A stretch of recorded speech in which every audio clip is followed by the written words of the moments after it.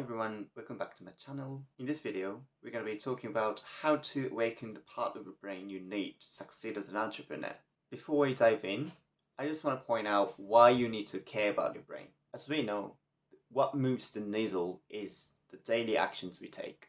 Those actions and behaviors are led by your thinking patterns and beliefs. Those thinking patterns and beliefs are created by your brain. That means if you change the part of your brain you activate when you think about something, it will naturally change your behavior and actions, and thus change the reality of your life. That's why awakening the essential part of your brain for your entrepreneurial success is vital. The question would be, what kind of parts do we have in our brain? According to a best-selling book by Daniel Priestley, Entrepreneur Revolution, we have 3 different parts in our brain.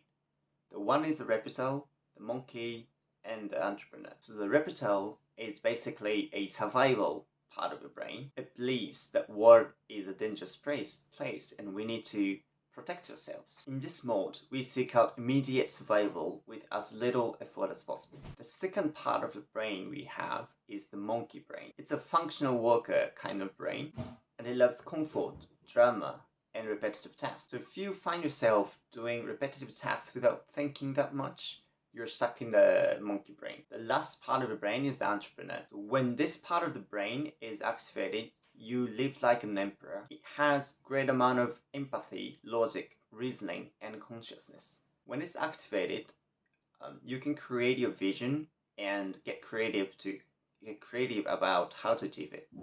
To be successful at starting a business, it's important that you awaken and use an entrepreneur brain as long as possible. And the key point here is when your lower brain, so the reptile brain and the monkey brain, are activated, you can't have access to the higher part of the brain. For example, when it's winter and you're outside, it's freezing outside and you're soaked in the rain. Can you imagine envisioning your future? No, right? So the same thing happens on a daily basis. It's an extreme example, but the same thing applies to the daily situations. In order for us to access to the entrepreneur brain, we need to convince ourselves with 3 things. First one is we don't need anything. We are whole and complete, and our survival is not threatened by any way. Second way is that we don't have to do repetitive tasks in order to survive. The third way is that we are here to transform the world, serve others, and experience the reward that comes from it. To sum up, we have 3 different kinds of brain: the reptile, the monkey, and the entrepreneur. And we need to satisfy our lower part of the brain to have access to the entrepreneur brain, that optimal part of the brain to be successful as an entrepreneur. Here are 3 actionable tips you can use to awaken your entrepreneur brain. First tip, save 10% of your money into the monkey brain account. I like this monkey brain account instead of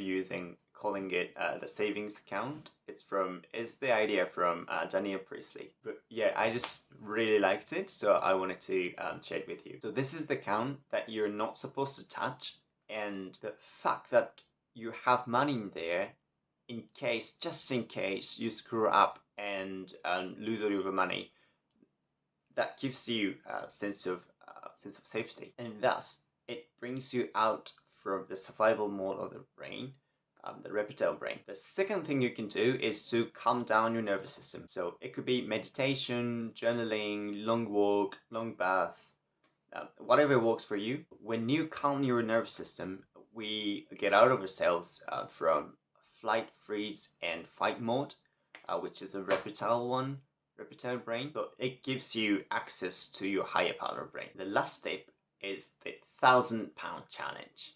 This challenge is also from the book Entrepreneur Revolution. In the book, he talks about how it changed his perception towards 1,000 pounds. When Daniel Priestley did it, the 1,000 pounds at first was a huge money for him.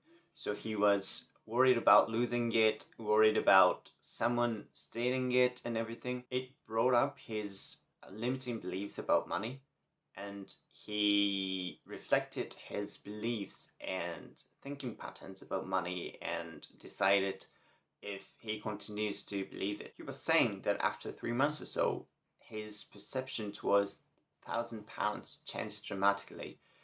So at first it was like all the money he had, but because he's carrying it around everywhere he goes, now the £1,000 is his pocket money. On the sales calls, when he asks like £1,000 at the end of the sales call, at first it was like, yeah, it's a lot of money, but I want £1,000 kind of energy. He was giving out those kind of energy, but right now, but after the challenge, his perspective about £1,000 changed.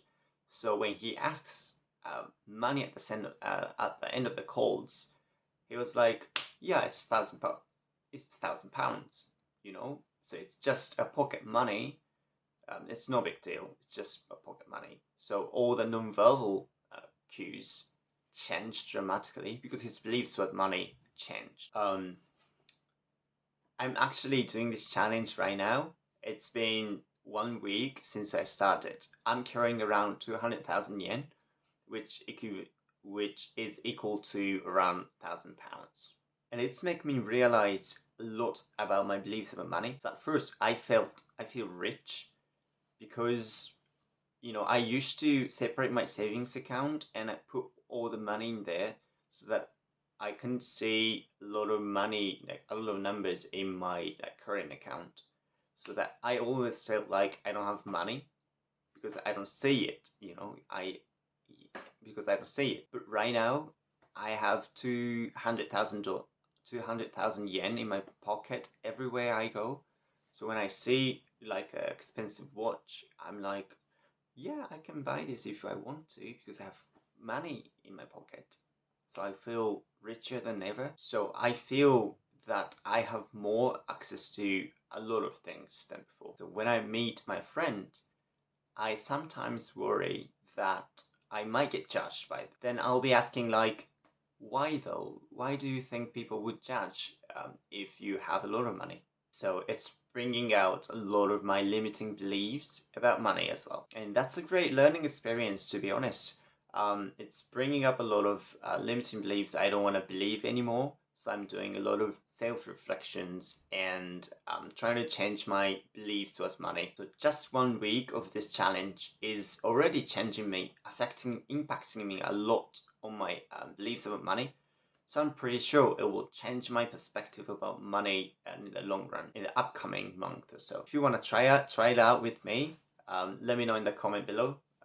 And let's discuss our progress together. Today, we talked about 3 parts of the brain: the reptile, the monkey, and the entrepreneur, and how important it is to stay and awaken and use the entrepreneur brain for as long as possible. And then we talked about 3 actionable things you can do to awaken and be in your entrepreneur brain. The £1,000 challenge will be challenging for sure, but I'm pretty confident that it will change your perspective towards money. Anyway, that's it for today. Hope you guys found it helpful. Always, thank you for watching and see you in the next video.